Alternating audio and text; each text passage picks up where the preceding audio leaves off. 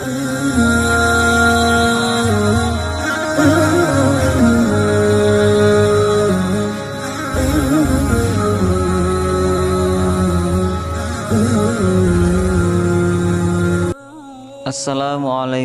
warahmatullahi wabarakatuh.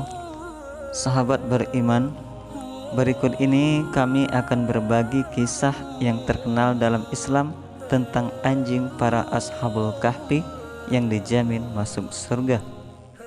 Sebagian besar umat Islam tentu sudah mengetahui kisah 7 pemuda Ashabul Kahfi yang tertidur di dalam gua selama beratus-ratus tahun. Bahkan Allah Subhanahu wa Ta'ala mengabadikan kisah Ashabul Kahfi ini dalam Al-Quran Surah Al-Kahfi ayat 9 sampai 26. Seekor anjing bernama Qitmir dikisahkan menemani 7 pemuda Ashabul Kahfi yang bersembunyi di dalam gua. 7 pemuda itu bernama Maksalmena, Martinus, Castunus, Bairunus, Daninus, Yatbunus, dan Tamlika. Mereka melarikan diri dari seorang raja bernama Dicyanus yang dikenal sangat zalim. Qitmir disebutkan dalam ayat 22 di dalam Al-Quran Surah Al-Kahfi. Nanti ada orang yang akan mengatakan jumlah mereka adalah 3 orang, yang keempat adalah anjingnya. Dan yang lain mengatakan jumlah mereka adalah 5 orang, yang keenam adalah anjingnya, sebagai terkaan terhadap barang yang gaib. Dan yang lain lagi mengatakan jumlah mereka 7 orang, yang kedelapan adalah anjingnya. Katakanlah, Tuhanku lebih mengetahui jumlah mereka. Tidak ada orang yang mengetahui bilangan mereka kecuali sedikit. Karena itu janganlah kamu Muhammad bertengkar tentang hal mereka kecuali pertengkaran lahir saja, dan jangan kamu menanyakan tentang mereka pemuda-pemuda itu kepada seorang pun di antara mereka. Quran Surah Al-Kahfi ayat 22. Berikut ini ringkasan kisah Ashabul Kahfi dan Qitmir yang dikutip dalam kitab Qisasul Anbiya karya Ibnu Katsir.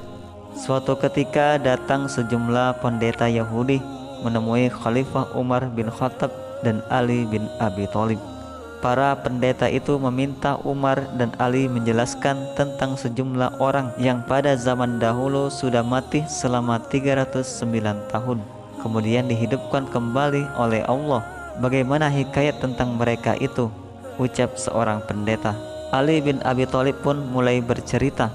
Nabi Muhammad SAW mengisahkan kisah itu terjadi di negeri Romawi, di sebuah kota bernama Efesus atau Tarsus.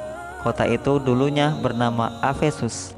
Setelah Islam datang, kemudian berganti nama menjadi Tarsus. Saat ini disebut Tarse, wilayah yang terletak di Turki. Negeri itu dipimpin oleh raja zalim bernama Dicyanus. Ia mengaku dirinya adalah Tuhan. Ada 6 pemuda yang dipercaya Dicyanus menjadi para menteri.